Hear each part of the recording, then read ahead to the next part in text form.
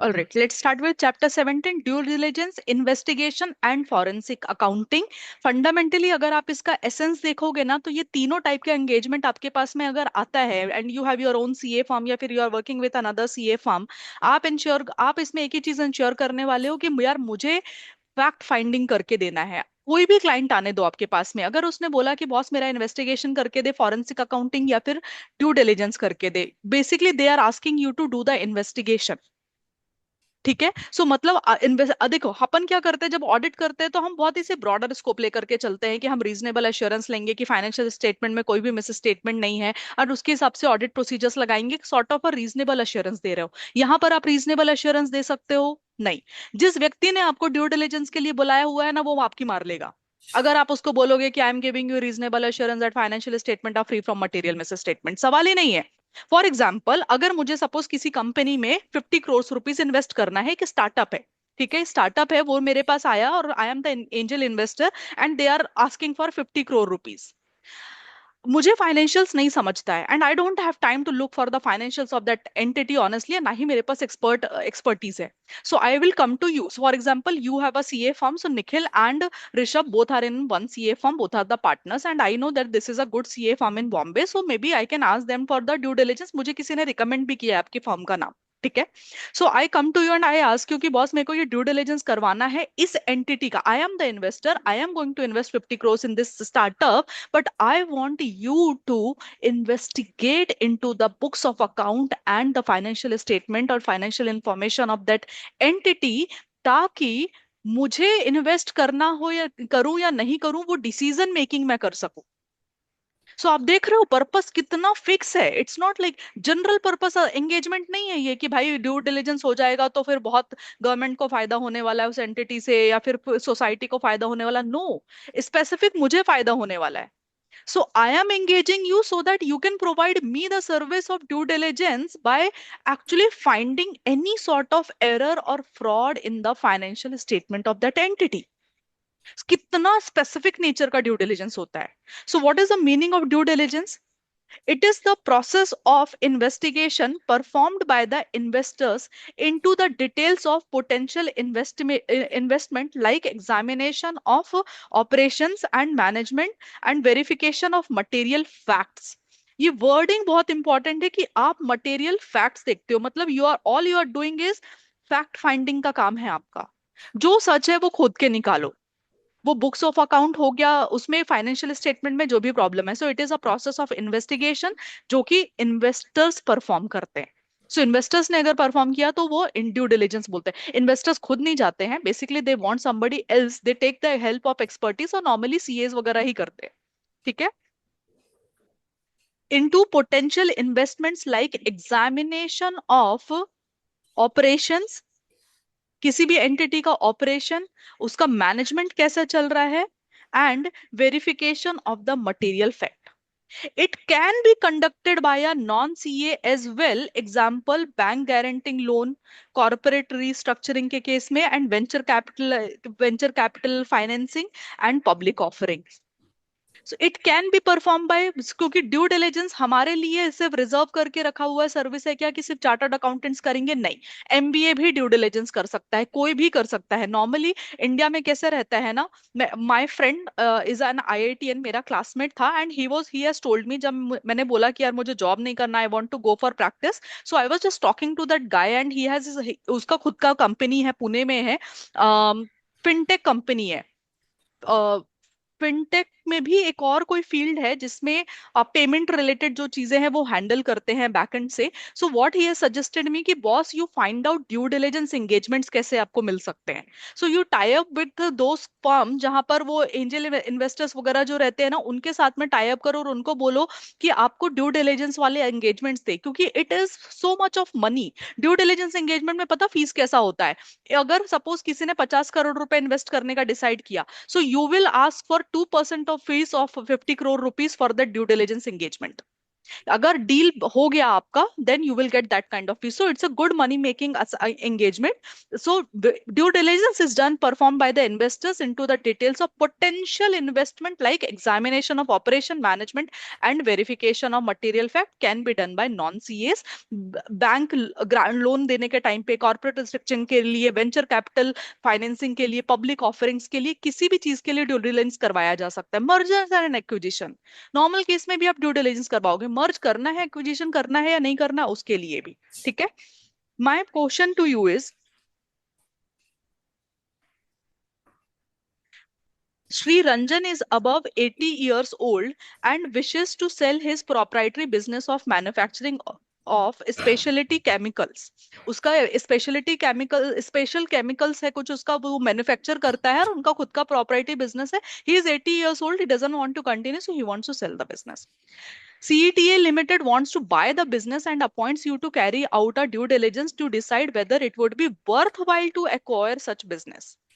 What procedures you would adopt before you could render any advice to CETA Limited? Due diligence का procedure क्या होता है, आपको वो आंसर करना है. नाउ दिस इज समथिंग, अगर मैं नहीं भी पढ़ाऊं आपको ये टॉपिक, तो भी अगर सपोज आपने कभी ये चैप्टर नहीं भी देखा होता, तो भी आप इसका आंसर करके आते और वो आंसर सही होता. Because it is a due diligence process. आप एक तरीके से एग्जामिनेशन ही कर रहे हो. गोल यहाँ पर बहुत क्लियर है कि जिसके लिए आप ड्यू डिलिजेंस कर रहे हो, वो बंदा अपना अल्टीमेट डिसीजन मेकिंग कर पाना चाहिए कि पैसा लगाना है या नहीं लगाना है. ठीक है. तो सबसे पहले when you do the due diligence, you first study the business history. Business history समझना, अकाउंटिंग फाइनेंशियल स्टेटमेंट का एग्जामिनेशन बाद में, सबसे पहले बिजनेस समझो. What is the product, market, supplier, expenses, operations? Make the inquiry with that. Accountant should make the inquiry, relevant inquiries about the history of target's business, product, market, supplier, expenses, and operations. CATA limit के CETA limited के लिए आप due diligence कर रहे हो, you have to make sure that you are inquiring about the history of targets business. मतलब श्री रंजन के business का product, market, supplier, expense and operations की जानकारी चाहिए आपको. Then significant accounting policies. एक बार बिजनेस समझ गए, come back to basics and understand कि what are the accounting policies adopted by the Shri Ranjan. इसमें से कुछ ऐसा है क्या कि जो अकाउंटिंग पॉलिसीज इनएप्रोप्रिएट है, application of accounting policies is an appropriate, ऐसा कुछ है तो आपको पहले मालूम होना चाहिए. क्योंकि कैसा होता है ना, बुक्स में ना असेट्स एंड लाइबिलिटीज का वैल्यू कैरी फॉरवर्ड होकर आता है, तो कुछ गलतियां आपने पहले पहले भी की होंगी, भले ही वो डेप्रिसिएशन के मेथड से रिलेटेड क्यों ना हो. आपके असेट एंड वैल्यूएशन, असेट का जो वैल्यूएशन होगा एज ऑन 31 मार्च, या जो भी लेटेस्ट अवेलेबल फाइनेंशियल स्टेटमेंट है, उसमें आपके डब्ल्यूडीवीज गलत आ रहे होंगे just because of a inappropriate accounting policy. और असेट्स एंड लाइबिलिटीज का वैल्यू गलत आएगा तो आपका कंसिडरेशंस का जो कैलकुलेशन है वो इनकरेक्ट हो सकता है.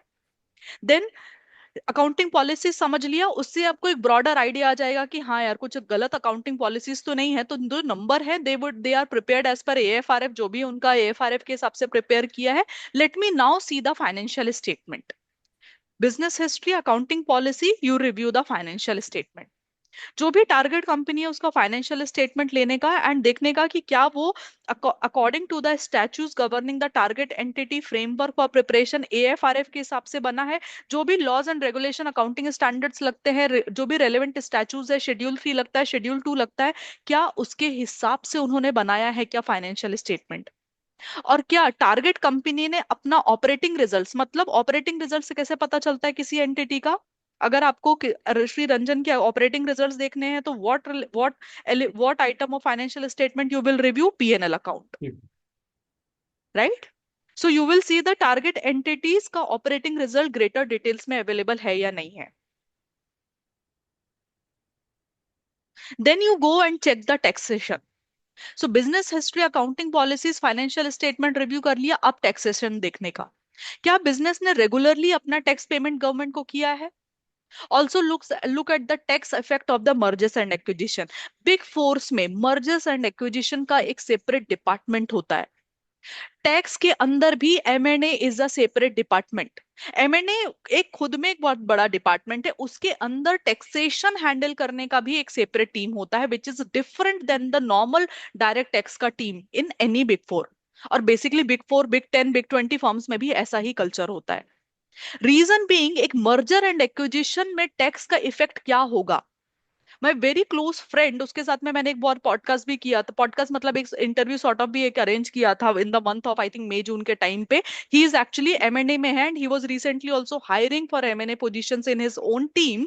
सो वो एमएनए के लिए पर्टिकुलरली यही हायर करते हैं, तो उनका काम ही ये होता है, एमएनए एडवाइजरी करने का, एमएनए ड्यू डिलिजेंस टैक्स के एंगल में ड्यू डिलिजेंस करने का, एंड फ्यूचर में कैसे एडवाइजरी क्या होना चाहिए उनका, एक्शन प्लान क्या होना चाहिए एंटिटी का टैक्स को प्लानिंग को लेकर के, वो सब चीजों में हेल्प करते हैं। So taxation is one of the important, कि मर्जर एंड एक्विजिशन होने के बाद में टैक्स का इंपैक्ट क्या आएगा। देन उसके बाद में look at the cash flow, more importantly क्या कंपनी अपने ट्रेड पेबल्स का मतलब शॉर्ट टर्म लाइबिलिटीज भी पे ऑफ कर पा रही है नहीं कर पा रही है, बिजनेस से पैसा जनरेट हो रहा है या नहीं हो रहा है, मतलब आपके नॉर्मल सेल करने से बिजनेस पैसा जनरेट होना चाहिए, and you should be able to meet at least अपने क्रेडिटर को भी तो बराबर पे कर रहे हो। अगर आप नहीं पे कर रहे हो, इमेजिन आप अपना क्रेडिटर भी नहीं पे कर पा रहे, मतलब आपको वर्किंग कैपिटल का क्रंच है। देन उसके बाद आप सोचोगे कि टैक्स लाइबिलिटीज का, अदर स्टेक होल्डर्स का डिविडेंड का पेमेंट हो रहा है या नहीं हो रहा, that is all separate. But first आप देखो आपका वर्किंग कैपिटल कंपनी मैनेज कर पा रही है या नहीं कर पा रही है। So you review the historical cash flows and their pattern to determine the cash generating abilities. Check whether entity is able to honour its commitment to trade payables, to banks, to government and to other stake holders. ठीक है। Financial projections कितना अंदर explain करना है वो आप decide कर लेना, but cover all these points, because हम ड्यू डिलिजेंस का बात कर रहे हैं ना, इजी आपको याद हो जाएगा। Business history, accounting policy, financial statement, taxation, cash flows, financial projection. अभी हिस्टोरिकल फाइनेंशियल इंफॉर्मेशन देख लिया, आगे का क्या आउटलुक है उस एंटिटी का। श्री रंजन का कंपनी का 80 साल के हो गए, इतने सालों से वो अपना बिजनेस चला रहे हैं। अगर वो बिजनेस खुद भी कंटिन्यू करते थे तो आगे आने वाले 5 सालों में किस तरह से वो अपने बिजनेस को देखते थे। Evaluate the projection for the next 5 years with detailed assumptions and working and appropriateness of assumption. अगर आपने प्रोस्पेक्टिव फाइनेंशियल इंफॉर्मेशन वाला एश्योरेंस एंगेजमेंट देखा है, आपने उसका अगर suppose if you have looked into that particular chapter, तो आपको पता चलेगा कि जब भी फ्यूचर का फाइनेंशियल स्टेटमेंट बनता है तो वो प्रोजेक्शंस और फोरकास्ट के बेसिस पे बनता है, और वो अजम्पशंस, बेस्ट एस्टिमेट अजम्पशन के बेसिस पर कोई भी एंटिटी अपना फाइनेंशियल स्टेटमेंट बनाती है। तो वो अजम्पशन अप्रोप्रिएट है या नहीं है वो आपको इवेल्युएट करना है। ठीक है। सो ये आपने फाइनेंशियल प्रोजेक्शन समझ लिया। देन देखो मैनेजमेंट एंड एम्प्लॉइज। अगर आपका फाइनेंशियल्स हो गया है historical and prospective financial information, आपने अजम्पशंस देख लिए, कुछ अनरियलिस्टिक तो नहीं है अजम्पशंस, वो सब देख लिया, अब you come to the management and employ. Examine the status of workforce, staff and employees. क्यों? कभी कभी ना कंपनीज ओवर हायर करके रखती है। जैसे फॉर एग्जांपल अभी हम एज्यूम करते हैं श्री रंजन जी हैं, पुराने जमाने का बिजनेस स्टाइल होगा, तो वो कैसे होता है ना, डोंकी वर्क, हमालीगिरी बहुत ज्यादा होती है ऐसी कंपनीज में। तो एक छोटा सा काम करने के लिए मुझे मालूम है कि अगर 2 यंग लोगों को मैं बैठाती थी तो वो 2 यंग लोग मिलकर के 5 लोगों का काम खत्म कर सकते थे। लेकिन बहुत स्टाइल होता है गवर्नमेंट स्टाइल में ऑपरेट करने का, तो वो छोटे छोटे से काम के लिए मल्टीपल एम्प्लॉयज। तो क्या होता है मर्जर एंड एक्विजिशन के बाद में, या फिर सपोज आपने कोई कंपनी इंक्वायर कर रहा है, तो एक्वायर करने के बाद भी तो वो 5 एम्प्लॉयज रखने पड़ेंगे ना, तो वो उनके लिए बहुत बड़ा खर्चा हो जाता है। राइट। वो कम लोगों से भी वही काम करवा सकते हैं। सो दैट इज अबाउट कि किस तरह का वर्कफोर्स है, ओवर हायरिंग तो नहीं करके रखा हुआ है उन्होंने, कि किस तरह का weather and their retention. Right. Match the job profile of the administrative and managerial personnel with the requirements of the new incumbents. अगर सपोज नए कंपनी, जो भी कंपनी एक्वायर कर रही है, क्या उनके पास वो जॉब प्रोफाइल्स है उनके एडमिनिस्ट्रेशन मैनेजरियल स्टाफ के लिए सेम रिक्वायरमेंट का भी तो नया जॉब चाहिए रहेगा ना। अगर नहीं है तो you will have to let them go. Right. So please वो अंडरस्टैंड करना। और लास्ट में देखना statutory compliances. Make the list of laws that are applicable to the entity as to make the checklist of the compliance required by those laws. ठीक है। तो जिस तरह से हम ऑडिट करते थे नॉर्मली आप उसी तरीके से कर रहे हो, लेकिन यहां पर आप बहुत ही स्पेसिफिक माइंडसेट से जाते हो कि बॉस मुझे कुछ भी गलत नहीं चाहिए। क्योंकि रिमेंबर, अगर आपके आपके ड्यू डिलिजेंस करने के बाद में सीएटीए लिमिटेड ने सपोज वो कंपनी को एक्वायर कर लिया, एंड एक्वायर करने के बाद में उनको पता चल रहा है यहाँ पर फ्रॉड है और ये है, तो उसका जो इन्वेस्टमेंट का जो डिसीजन है वो आपकी वजह से गलत हुआ है। Right. So due diligence investigation के नेचर पे होता है, मतलब आपको निकाल के ही रखना है। सो आपका देखने का भी ना कि कोई फ्रॉड नहीं होना चाहिए, कोई एरर नहीं होना चाहिए, वो कोई रीजनेबल एश्योरेंस नहीं है, एब्सोल्यूट गारंटी के साथ में आपको बोलना पड़ेगा। हाँ, अनलेस एंड अनटिल बहुत ही ऐसा कुछ है कि विच इज वेरी मतलब extremely difficult to figure it out, मतलब कुछ ऐसा कल्यूजन है, then it is a different case. So that is why हमने बोला ना कि due diligence is like proper fraud investigation वाली चीज है, कि पूरा फैक्ट फाइंडिंग करके रखो। ठीक है। सो मेक सेंस ना ड्यू डिलिजेंस नाउ? मैम बताओ। बोलना। हाँ। मैम सबसे पहले हम लोग वहाँ का हिस्ट्री देख लेंगे। बिजनेस उसके बाद हिस्ट्री। फिर हम लोग देखेंगे कि सिग्निफिकेंट अकाउंटिंग पॉलिसीज क्या फॉलो हो रहा है वहाँ पे। करेक्ट। फिर हम लोग फाइनेंशियल स्टेटमेंट्स देखेंगे टारगेट कंपनी का कि वो कैसा काम कर रहे हैं। फिर हम लोग वर्कफोर्स के लिए देखेंगे कि मैनेजमेंट कैसा है। ठीक है, उसके बाद कैश फ्लोज देखेंगे कि कैश करेक्ट। फ्लोज उसका कितना आ रहा है या जा रहा है। टैक्सेशन कैसा होगा, करेक्ट। जो भी, और क्या स्टैट्यूटरी कंप्लायंस पूरा करना है। Correct and future financial statements future also, future projection. का 5 years. प्रोजेक्शंस देख लेने का। Correct, make sense. यही चीज आपके नोट्स में भी लिखा हुआ है। ठीक है। व्हेन इट कम्स टू कि क्या प्रोसीजर होना चाहिए, आई थिंक आप कहीं पर कवर किया होगा यहाँ पर। ये जो टॉपिक है, scope of financial due diligence and investigation investment, मतलब sorry, individual areas of verification, ये टॉपिक मैंने क्वेश्चंस के साथ में ही कवर कर लिया है अभी। ठीक है। Now, what are the importance या रीजंस क्या है ड्यू डिलिजेंस करवाने का? So to confirm if the business is what it appears to be. See, मेरे पास 50 करोड़ रुपए है, हो सकता है मेरे पास मेरे बैंक बैलेंस में 500 करोड़ रुपए है, which I can normally invest.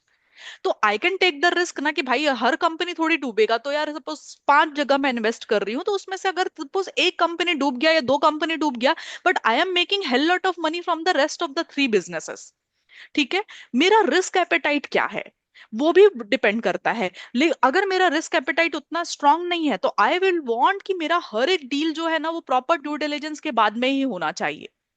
But some people can actually also make the decision कि हाँ भाई, तू लगा बिजनेस में, राइट? अगर घर घर का बिजनेस होता है एंड लाइक आपने इतना ड्यू डिलिजेंस नहीं होते हुए देखा होगा, घर के फैमिली बिजनेसेस ऐसे ही एक्वायर हो जाते हैं।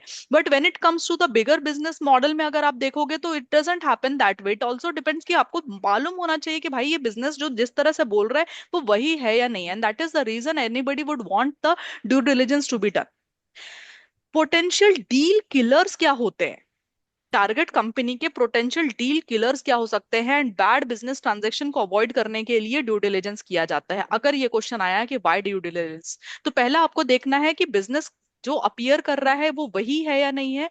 दूसरा, पोटेंशियल डील किलर्स है क्या कोई, to avoid the bad business transaction. Also to gain the information of valuing assets and warranties and negotiating price and concessions, क्योंकि आपको अगर पता चलेगा कि हाँ भाई वर्थ वाइल है, ये कंपनी के फाइनेंशियल में जो असेट्स एंड लाइबिलिटीज है उतना ही है, तो उसके बेसिस पर you can actually decide on the consideration.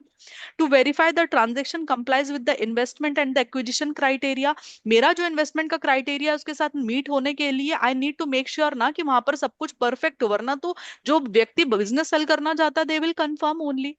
ठीक है निखिल, ये 5 रीजन, ये 4 reasons, can you just say quickly? फिर मुझे कंफर्म करना है कि वाटर जो बिजनेस है वो वैसा का वैसा दिख रहा है कि नहीं। अपीयर तो कर रहा है, आइडेंटिफाई, यस, हाँ। हाँ अपीयर करना, आइडेंटिफाई करना potential deal killer defects plus वो डील किलर डिफेक्ट्स टारगेट करनी और बैड बिजनेस ट्रांजेक्शन को अवॉइड करना है। ठीक है। करेक्ट। अपने को चेक करना है कि ट्रांजेक्शन जो है वो एक्विजिशन क्राइटेरिया इन्वेस्टमेंट क्राइटेरिया से कंप्लाई कर रहा है कि नहीं कर रहा है। करेक्ट। ठीक है। और इन्फॉर्मेशन लेनी वैल्यू फॉर द वैल्यू और प्राइस नेगोशिएशन के लिए और डिफाइनिंग रिप्रेजेंटेशन के लिए। Correct. Perfect. Now, classification of the areas in which due diligence can take place. तो ड्यू डिलिजेंस आइडियली 2 तरह के ही होते हैं, मैं बताती हूँ। एक तो कमर्शियल होता है, मतलब कमर्शियल ऑपरेशंस, मतलब बिजनेस ऑपरेशंस का ड्यू डिलिजेंस करने का कि बिजनेस कैसा चल रहा है। दूसरा एक होता है financial due diligence.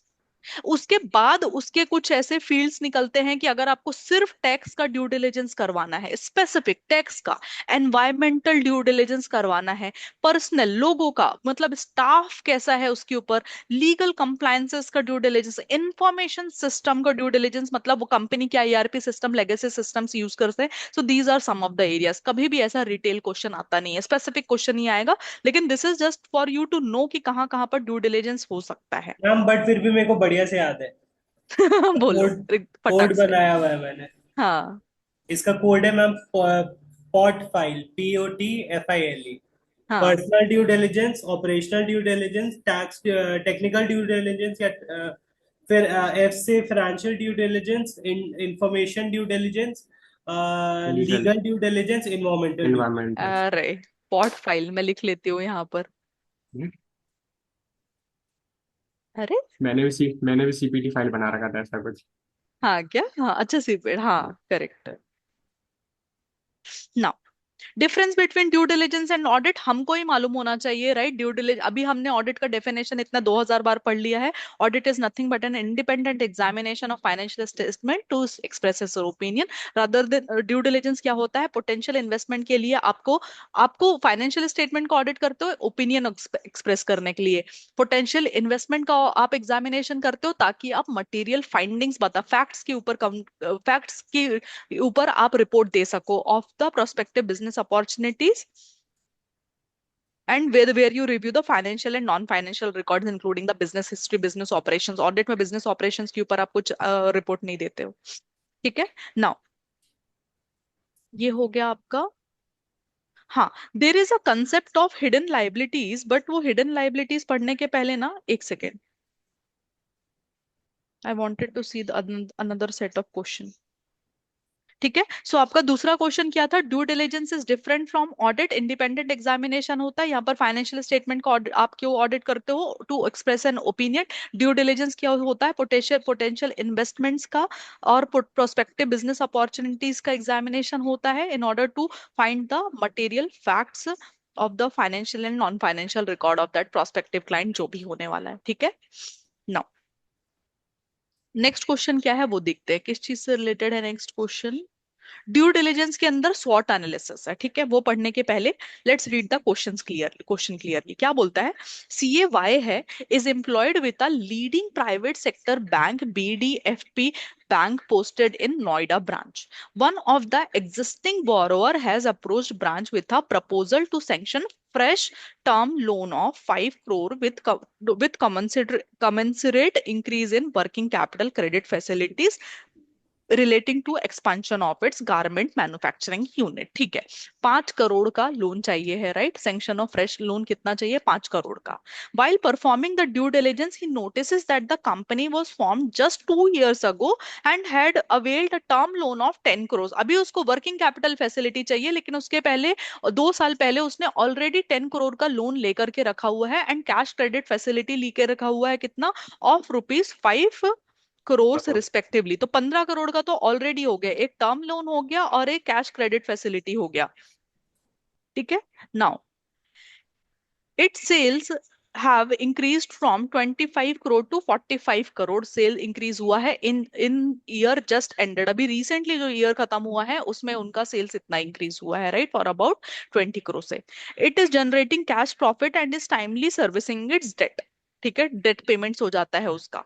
Now the borrower was earlier catering to the domestic market, however it is now in the process of procuring export orders and working assiduously in this regard। My goodness, the expansion plans are in line with the development in the area of marketing relating to export, ठीक है। However, there are large number of unit catering to domestic and export market of garment in the Noida, India and surrounding areas। There is also demand slump in the biggest acha there is also demand slump in the biggest US market। Besides, the unit is family based business and relies upon the marketing skill of main promoter।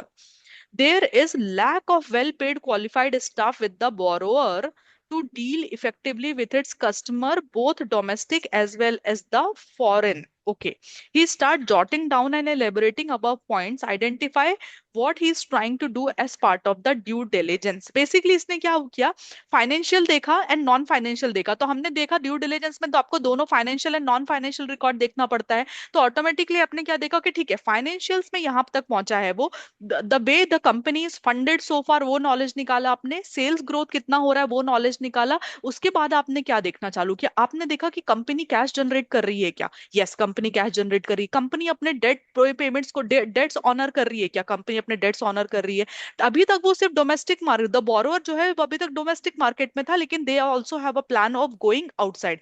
But the thing is company अपने marketing के लिए पूरा उसके owner पर ही depend रहती है, right? So this is, so what he is trying to do is basically वो अपना स्वॉट एंड ड्यू डिलिजेंस करने के लिए वो स्वॉट एनालिसिस कर रहा है उस एंटिटी का, ठीक है? उसको फर्दर अगर उतना वर्किंग कैपिटल लोन देना है, so they are doing the स्वॉट एनालिसिस ऑफ इट.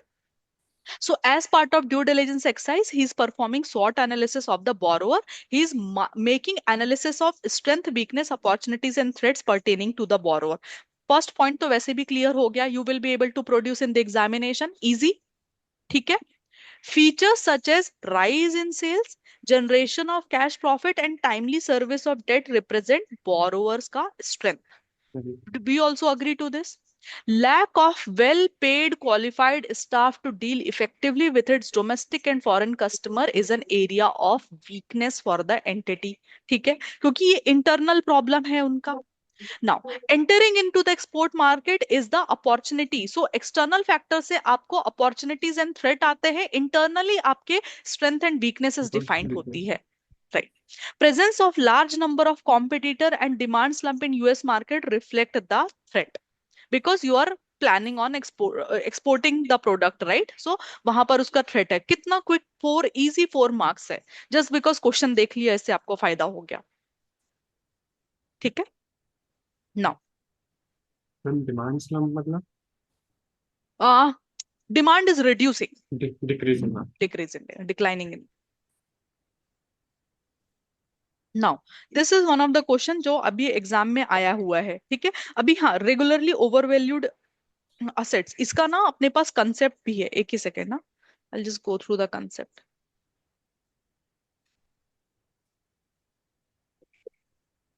हाँ, सो हम बोल रहे थे ना areas of hidden liabilities and over valued asset क्या होते हैं. तो whenever you are doing a due diligence, suppose आपको क्लाइंट का ड्यू डिलिजेंस करना पड़ गया. सो देखो, अभी आपने बुक्स ऑफ अकाउंट देखा, तो बुक्स ऑफ अकाउंट देख करके जो लाइबिलिटीज दिखेंगी वही आपको मालूम रहेगा. बुक्स ऑफ अकाउंट्स में जो आपको असेट दिख रहा है वही असेट दिख रहा है, राइट? अभी जब आप ऑडिट करते हो तो यू गो थ्रू एंड आप सारा अकाउंटिंग स्टैंडर्ड्स निकालते हो, और अकाउंटिंग स्टैंडर्ड्स निकालने के बाद में या इंडेसेस निकालने के बाद में देन यू स्टार्ट कंपेयरिंग कि कोई मिस स्टेटमेंट तो है नहीं है यहाँ पर. लेकिन आपका बेस क्या रहता है? Financial statement. तो आप क्या इनहेरेंट लिमिटेशन लेके चलते हो ऑडिट में? इनहेरेंट लिमिटेशन, दो मेन इनहेरेंट लिमिटेशन होती है. एक, अगर क्लाइंट ने इंफॉर्मेशन नहीं बताया तो आप कुछ नहीं कर सकते.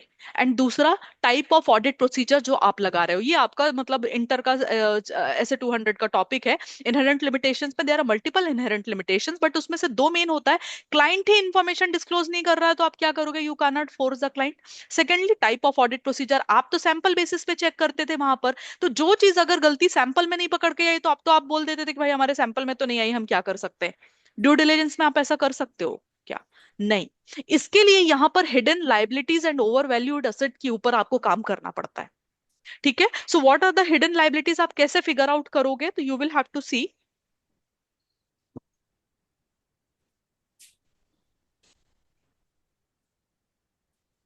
कंपनी, हालांकि ऐसा नहीं है, हिडन लाइबिलिटीज और ओवर वैल्यू ऐसे 250 में आपको लॉज एंड रेगुलेशंस के compliance with the laws and regulation के केस में वहां पर बोला हुआ था कि अब you have to figure out कि लॉज एंड रेगुलेशन के साथ में आप कैसे कंप्लाई करोगे उसके लिए. सपोज एंड प्लस आपको ऐसे 501 पे भी बोला था लिटिगेशन एंड क्लेम्स के लिए कि you can go and talk to the legal counsel and all. तो लेकिन लीगल जितना काउंसिल. आपके नॉलेज में जो लॉज एंड रेगुलेशन का कंप्लायंस है आप उसके रिलेटेड इन्फॉर्मेशन ले सकते हो. ठीक है?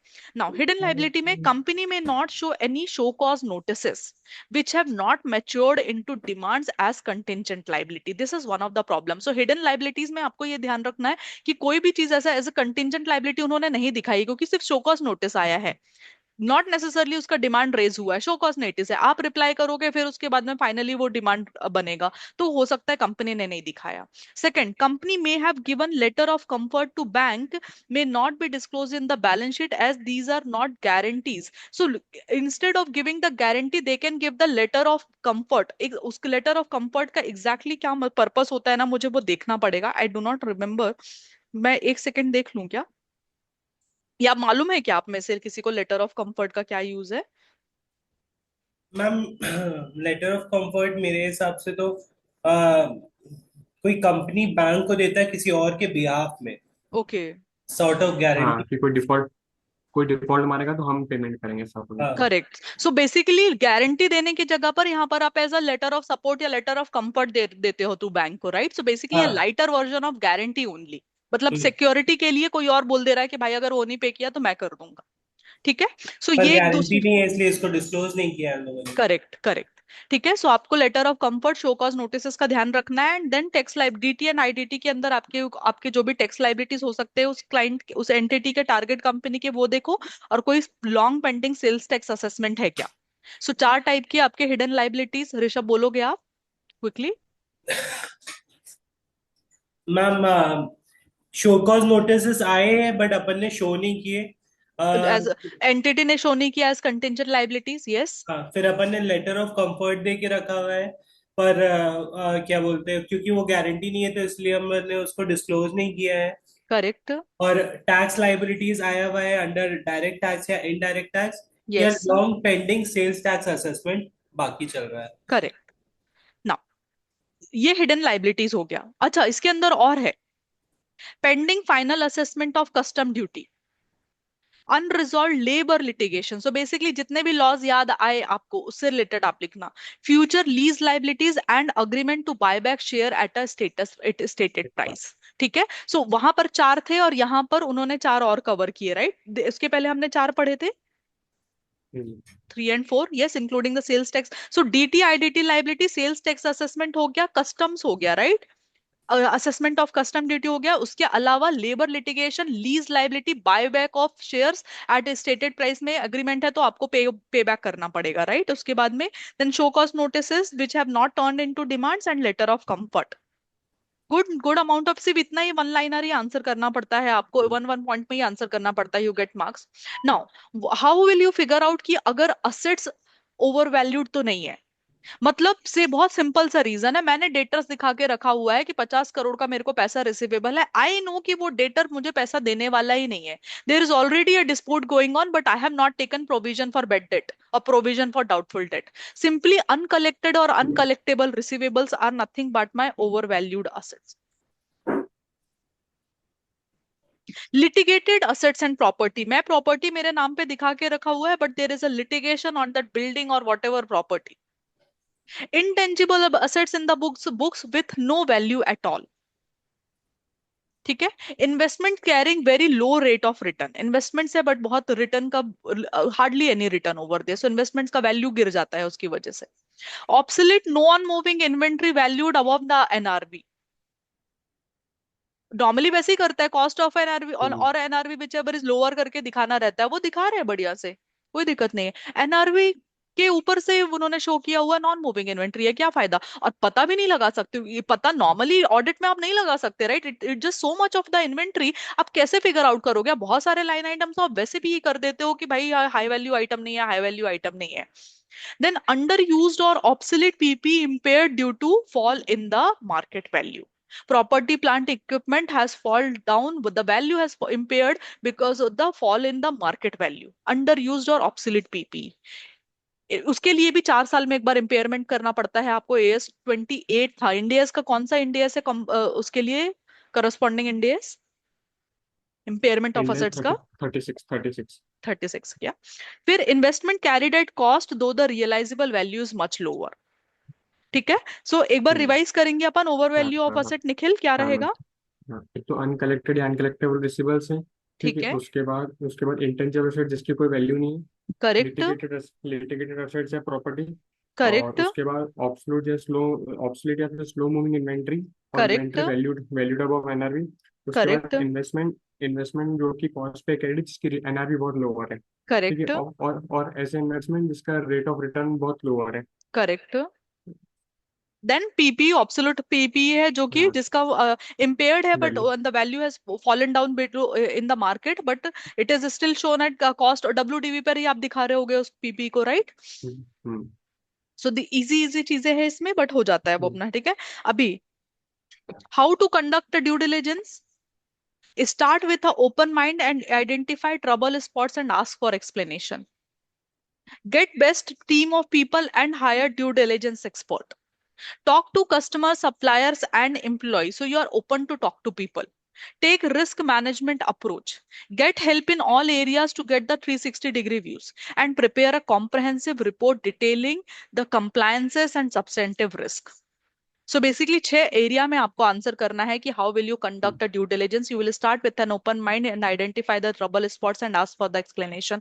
बेस्ट पीपल लोग लगेंगे आपको, आपको एंटिटी के ही other stake holder such as customer, supplier and उसके एम्प्लॉय से बात करना पड़ेगा. Then you will take the risk management approach. You will get help in all the areas ताकि आपको 360 एंगल पे पूरा पता चले, डिग्री पे पूरा पता चले, and you will prepare a comprehensive report of the due diligence when it comes to the compliance and substantive risk. आपको सब कुछ बताना पड़ेगा, राइट? हाँ मैम, इसमें क्या लिखा है, you may hire DD expert after checking experience record. You may hire DD expert, due diligence expert after checking experience record. After after checking experience record, experience report. ये हाँ मतलब सेकंड पॉइंट आपके इसमें second point hire में, D. अच्छा उसका further detail है उसके उसमें क्या कि after checking the experience report of people. Hmm. Okay, ठीक है. सो मेक सेंस ये. नाउ इसके हम्म, ऊपर ना और क्या क्वेश्चन है पहले वो देखते हैं. अपन अपन क्वेश्चंस पे थे ना, साथ ही साथ वो निपटा देते हैं क्वेश्चन, तो आपका देख के हो जाएगा. हाँ. KDK bank limited KDK Bank Limited received an application from a pharmaceutical company for takeover of their outstanding term loan secured on its assets available from and outstanding with a nationalized bank. KDK Bank Limited require you to make a due diligence audit in the area of assets of pharmaceutical company, especially with reference to valuation aspect of the assets.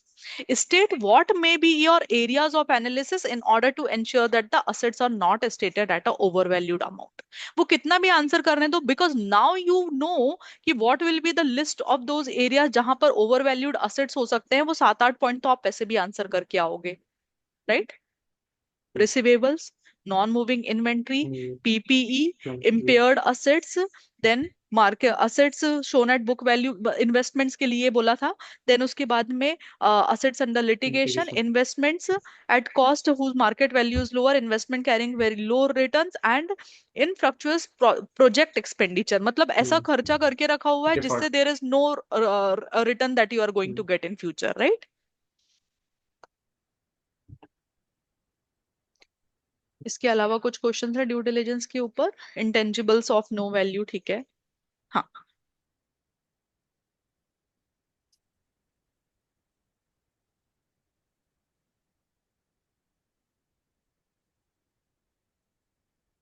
ठीक है. चलो next question देखते हैं. एक boat company is currently a large organisation trading in the item of office furnitures. The entity The entity wants to expand and hence are looking for at acquisition of Rawat company which deals into the in items of household furniture. एक boat company hires a CA to conduct a due diligence to consider whether there is the potential for additional value to be brought out of the target company by improving its operational functions, and also whether there are serious operational risk about which the potential buyer should be concerned, thereby allowing the buyer to consider aborting the deal or renegotiating the price. ठीक है, normally due diligence का engagement दे दिया आपको, assignment है. Now, which of the due diligence review would be helpful to achieve the above objective, and you are also required to briefly discuss the content of due diligence report. मतलब उन्होंने आपको क्या बोला है कि आपको किसके बारे में देखना है? Operational risk, serious operational risk के बारे में. तो आप यहाँ पर ज्यादा किसके बारे में कंसर्न होगे? ऑपरेशनल ड्यू डिलिजेंस operational के due बारे में. diligence, ठीक है. So in the instant case, operational due diligence is required to confirm that the business plan is achievable and existence of facilities plus capital expenditure outlined in the business plan. Now they have discussed the content of due diligence report in the question number 8. एक बार अपन question number 8 हाथों हाथ निपटा देते हैं.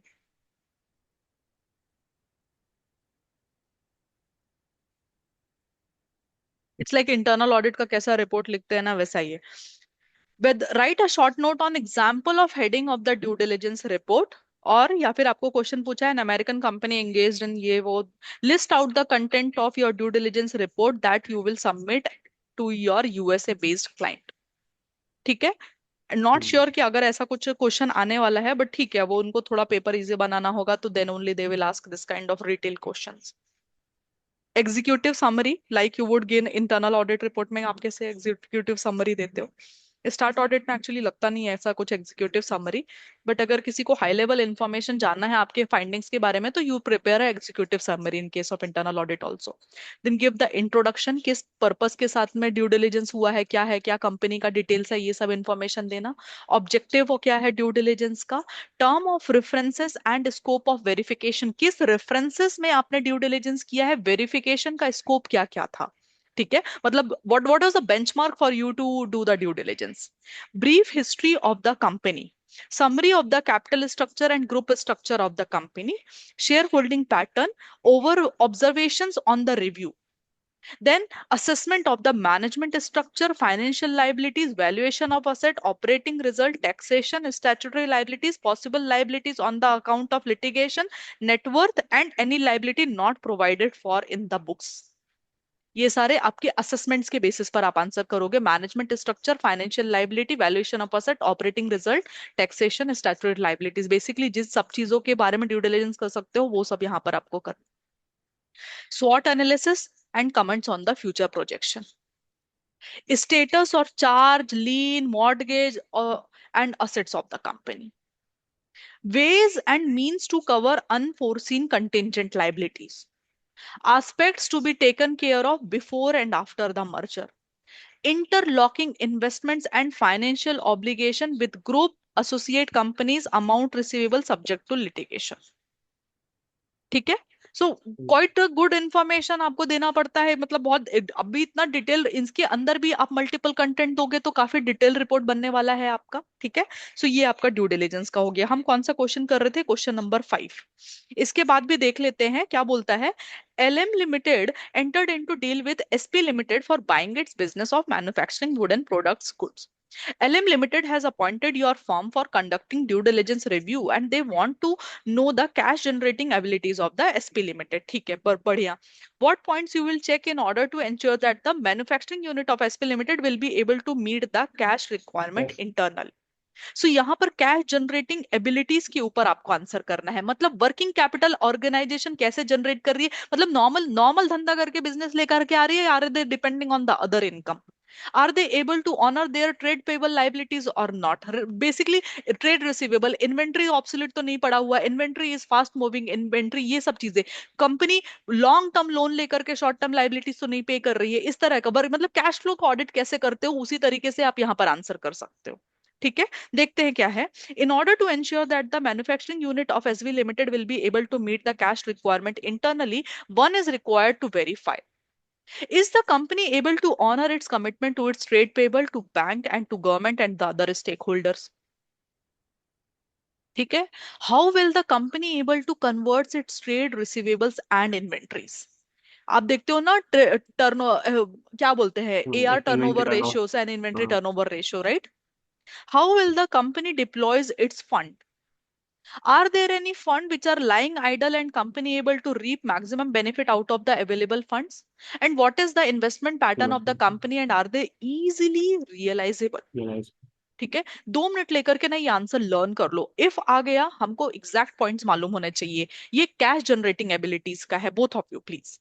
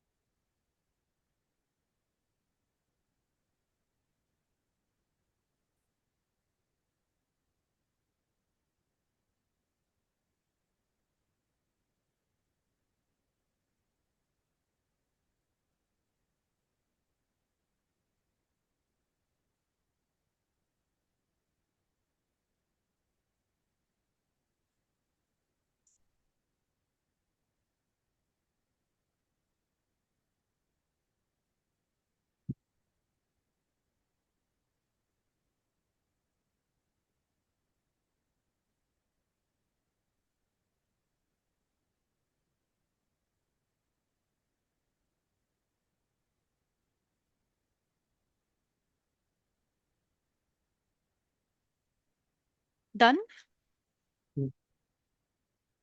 Question number 7, due diligence के थोड़े ही questions बाकी हैं, ऑलमोस्ट ड्यू डिलिजेंस का सारा इंपॉर्टेंट टॉपिक हो गया है। K Limited is intending to acquire M Limited. Your firm of chartered accountant is appointed to conduct due diligence. While reviewing hidden liabilities, list out any 5 areas which will be specifically examined by you in your due diligence area. ठीक है, hidden liabilities का अपन ने अच्छा question पढ़ा है। सबसे पहले will start with the show cost show notice, जो कि अभी कॉस्ट मैच्योर नहीं हुआ है डिमांड के लिए। फिर उसके बाद letter of comfort, letter letter of of comfort comfort वाला जो भी पॉइंट है, गारंटी, यस। हाँ जो गारंटी नहीं है। करेक्ट। टैक्स लाइबिलिटी में डायरेक्ट और इनडायरेक्ट टैक्स। उसके करेक्ट। बाद long pending sales tax assessment. उसके करेक्ट। बाद pending final custom duty assessment जिसका प्रोविजनल असेसमेंट ही हुआ अभी तक। और फ्यूचर लीज लाइबिलिटी और future buyback lease restricted liability. Price. Buybacks agreement हो गया जो रिस्ट्रिक्टेड प्राइस में बाद में हाँ होगा। Correct correct.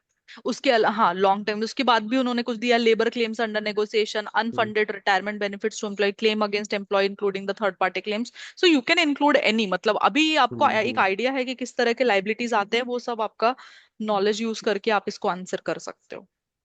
Now due diligence का एक लास्ट क्वेश्चन बचा है, लेकिन मैं एक बार नोट से देख लेती हूँ कि कुछ है ड्यू डिलिजेंस के ऊपर, क्योंकि कंटेंट बहुत है ड्यू डिलिजेंस के ऊपर में। Work approach to due diligence assessing fine business fair value involves assessing business first and working on due diligence नहीं यार, कंटेंट हो गया। अच्छा, ड्यू डिलिजेंस में इतना ही था क्या? ठीक है, हम्म, सो बेसिकली इसके बाद में अपने को इन्वेस्टिगेशन पढ़ना है। कुछ बाकी है क्या ड्यू डिलिजेंस में, एक बार देख लो। हम्म, नहीं, नहीं, नहीं नहीं। है ना? लेकिन एक लास्ट क्वेश्चन है, वो अपन देख लेते हैं।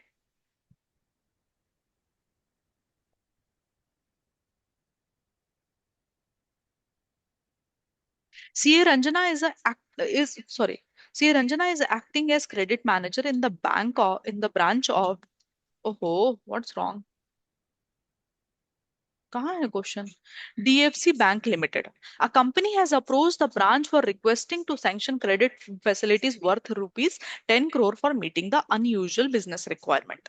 It is a prospective new client. She checks past history of the company, background of the promoter and director, shareholding pattern, nature of business, and assessment of the financial results of the past analysis. She also carries out the SWOT analysis. Almost काफी सारी चीजें उसने cover कर ली हैं।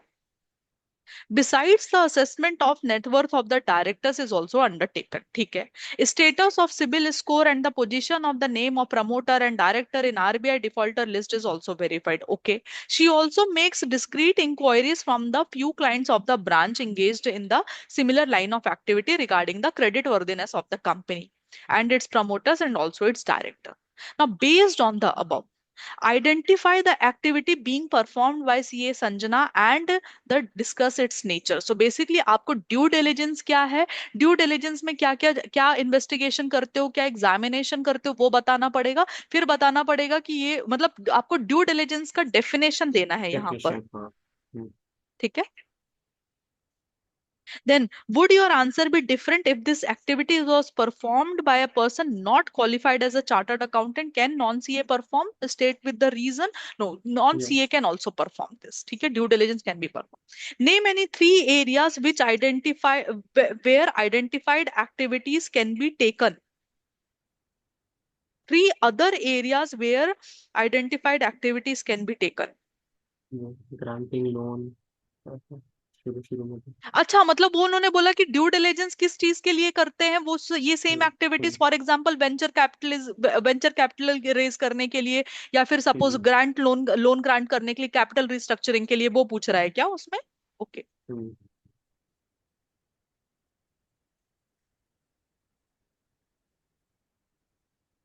अच्छा okay, offerings future, हाँ correct, capital restructuring offerings and ये हो गया।